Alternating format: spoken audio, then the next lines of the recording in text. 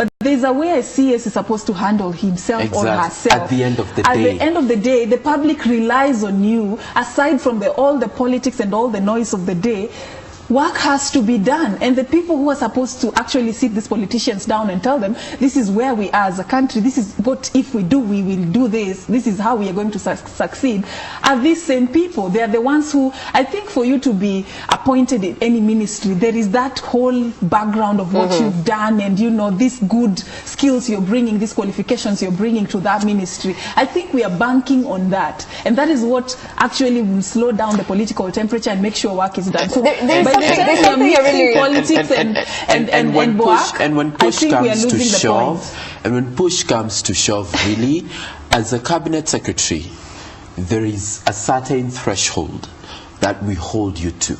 Exactly. Okay? There's certain expectations we have, and this situation or this particular conversation is not restricted to Cabinet Secretary Tourism Najib Balala. We're also making reference to Cabinet Secretary Sports, and that is Rashid Achesa. Just the other day, he took the microphone and said what he said. Is that justified? So in all honesty, just to be the judge. Is it a case of individuals or a trend? Because again, Safin had mentioned something. You know, there was a time when we had a separation of, you know, politics and the executive. But for me, actually, even on paper, that is separated. You know, so it's a case of individuals who are now who are now being called to account for what they have done or why they're saying something like that. But this is what I'm saying, Sam. In this case, for example, you know, you have no business, you know, being out there having some sort of a, you know, back and forth with the electorate and people like that. Because your only mandate per se is to really serve in that ministry. Exactly. And that is why we even had those separations. Back in the day, we'll have a member of parliament serving in a certain ministerial job. That is not the case anymore.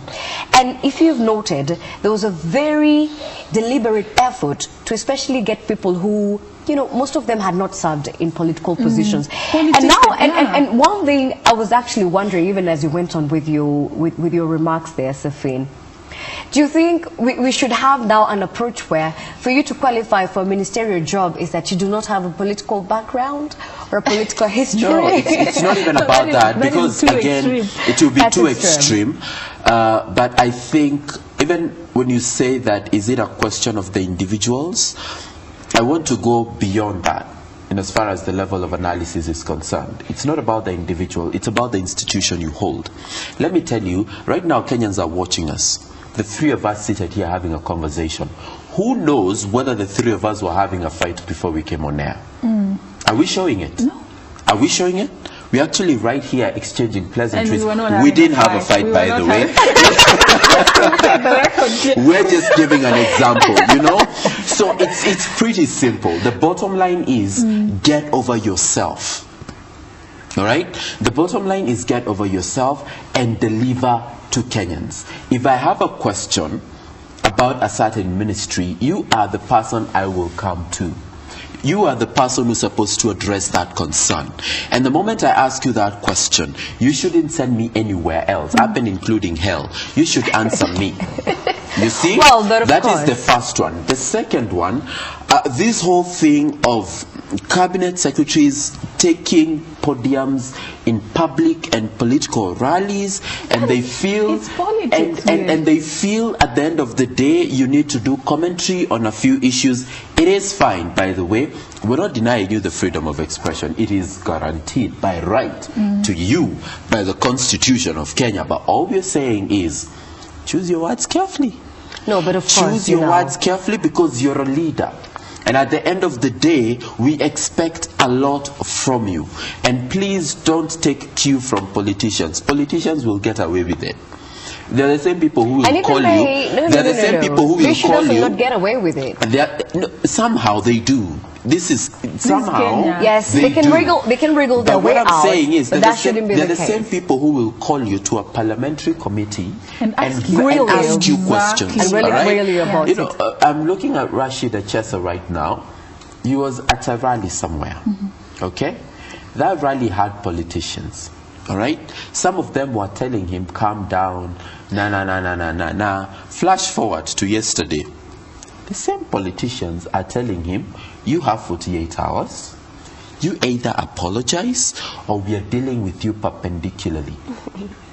It's right? Politics at play. At the end of the day, you end up being a victim. You end up being a victim of circumstances. All right. So it's I don't know why I feel like it's such a basic. It's a whole new ball game altogether, and I don't know why I feel like it's too basic. It's too basic. You cannot miss it. Once you're there, regardless of the pressure, please contain yourself. Composure, breathe in and out, okay? Don't bring out that side, don't bring out the worst in you, because at the end of the day we shall judge you. Sorry, issue. But we shall. It is how it is. No, like, of course, we are bound to do that. But let me tell you what I think about these issues. Foremost, you know, some of these things, even without being guided by the Constitution or without it being demanded of you by law, it is really straightforward to see. Good manners. You are a national leader, foremost. Of course, the first thing is good manners, because I do not think this is how you'd operate with, you know, individuals at a personal level. And of course, if that's what you're doing ethically, it's not right. But now, look at it in terms of you being a national leader. First, by that very virtue, you're a symbol of unity. What you say, what you do, goes a long way in bonding Kenyans, or actually creating division amongst Kenyans, you know. You're a national leader. And that's why certain sentiments shared in public forums really divide people or just cause a racket on social media, and literally what you're seeing there is what people are feeling on the ground. So by all means, when you say those kind of remarks, what are you telling a child who is in primary school, in high school, or the like? They can do whatever, they can say whatever? No, that is not the kind of message that you want to be passing. And again, remember, Chapter 6 of the Constitution, you're required by law to, you know, observe a few things. Absolutely. Congratulations to the couples that did the wedding over the weekend. That was in Kawangware. No, Kayole. Sorry. 42 of them did weddings and stories of love and everything. It's personal, we won't give commentary on that. We'll just say congratulations and we wish you all the best. May you live happily ever after. It doesn't mean joy and bliss. It also means the ability to handle conflict. It doesn't mean giving advice. It doesn't mean listen. Giving marriage right? And you know, this is exactly what I was triggering by going there. Who is giving advice? You know, and now you may make Kenyans think that I'm a violent man. I'm not. Wow. I'm not. But congratulations to the 42 couples that tied the knot over the weekend. Mass weddings now, they look like fun. Yeah, they're quite interesting. Actually, it's not something that has happened a bit here in the country. And if you look at it, it has quite a nice reasoning behind it. First, we're talking about the financial relief, especially for these couples. You've been together, you've never really had the matrimony, you know, done in church and everything, and you decide, you never quite put a ring on it. Yeah, which is a little bit risky. You never quite put a ring on it. You know? So, I mean, it's time. It's time. And of course, the church now has given you that leeway because it's also footing a little bit of the financial expenses. And you can imagine, it's 42 of you right there, you know, sharing the experience together. Which is, it depends on how you look at it, but you know, yeah. Some people love their day to be their day. But Safid, are you talking for you? Yeah. You know, Safid sounds like she's talking for her. But yeah, I agree, and I think it's a really good thing, because if not for such, you know, ideas and opportunities, some people just never have the opportunity to have a wedding. And there's a difference between a wedding and a marriage. And I think at the end of the day, the marriage always carries the weight. This hullabaloo of millions and cars and flowers, and then 1 month down the line, definitely not much is true. I mean, even on that segment, we did see that couple. It's not happy.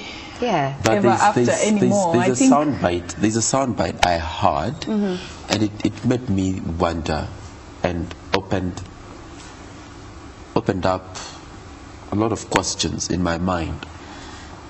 Anytime people think wedding, especially in modern day society, people think wedding and it's associated with expense and extravagance.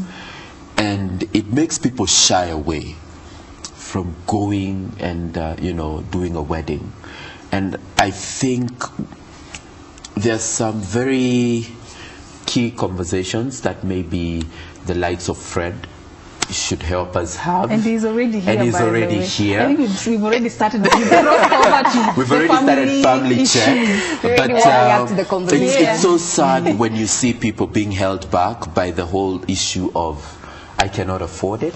We saw Wilson and Anne some time ago, and they were never held back by the expense. It should never be a consideration, you know. And I keep saying, once you've got to start thinking money, it's a little mediocre, right? You're really making the idea of love very mediocre. And materialistic. And most of the time it's for pleasing people. And actually, for pleasing people. And my stand show them is usually that you have a beautiful wedding. At the end of the day, you suffer financially. It's exactly. It's a celebration of love. If you have money, it begins. Guys, if you have money, don't you can spend it. We're not limiting. We're not limiting. If you've got the money and you'd like to spend it, please go ahead and do it. But again, don't take bank loans. Don't incur loans. Don't push people to committees and harambes just to raise money to get you a wedding. Recently, WhatsApp groups. Don't just push us into WhatsApp groups and you literally never consulted people. What we are saying is it's a celebration of love. Be comfortable with it. Do it from the heart. Let it not be informed by things like money and that kind of stuff. Because you know what? A lot of things are mediocre in this world. Love should not be one of them. All right. Sam has said it. The Cupid has spoken. The kind of advice he's giving us this morning. But it's okay. We'll talk after the show. Wycliffe Gori is ready. We just want to hand it over to him. He has, a lot to say about this as we get ready for the family conversation we're just about to have in studio on the other side. For now, it's over to you, Gori. There he is. Yes, there you are. Can you tell us, what do you have for us so far, Gori? And good morning. Thank you very much, Safin, Sam, and Rose. Today is just a matter of commenting about a few things that you've talked about since morning. You talked about the abolition of maybe boarding schools, and that's a concern to Kenyans because if once you do that, then there's a huge problem. Because there are those people who feel that when you do that, then people will, the students will start going for day, and then the pedophiles will have an opportunity to get to some of the students. So it's a topic that is raising a lot of curiosity amongst Kenyans. But before I even bring somebody to comment, just one person to comment about this, she's so passionate about it, is that we should not be fast at addressing some of these issues without critically looking at the problem itself properly. It's a matter of policy making. If we make policies just for the moment, and then when that moment passes on, and then we are remaining with the same problem. Because right now, if we abolish, for example, boarding schools, I bet in the next 10 years coming, then we'll have a same problem. Now, parents complaining that we need to have these students taken back to school. We need to have the older one. So I think we need to take a final look at our public policy, and then we just need to have a team that specifically analyzes these policies so that they can be of help to Kenyans, so that we don't do them on an impulsive note. Well, there's a lady here with me who is ready to comment about this before we go to the other topics. So tell us your name and what do you think about the idea of, since we've been having a lot of school unrest, and it's caused by maybe boarding schools, do you think we should abolish boarding schools? First of all, thank you so much. My name is Maureen Mumbi. And the thing with boarding school and day school, I think we should look at this in the grassroots level. What exactly is happening in boarding schools and day schools, and where the two things, what is best for the pupils and what is best for day schools. Day school has its own advantage and boarding school has its own advantage. For instance, with day schools, the parent pays cheaper. And with boarding school, the parent maybe uses a lot of money. But we can't look at it in that kind of scenario because it all depends with how you want your child to be brought up. We need to look at how the teachers are in school. We need to look at other things, the extracurricular activities that happen in boarding schools that don't happen in these schools. So we just need to first look at the problem, focus on the problem first. The unrest is not caused because a child is in this school or because a child is in boarding school. So that's what I think. When it comes to parenting and maybe stopping these issues of unrest, do you think it's the role of the parent, or is it the role of the teacher or the society? Because those are some of the things that Rose, Gaku, Safi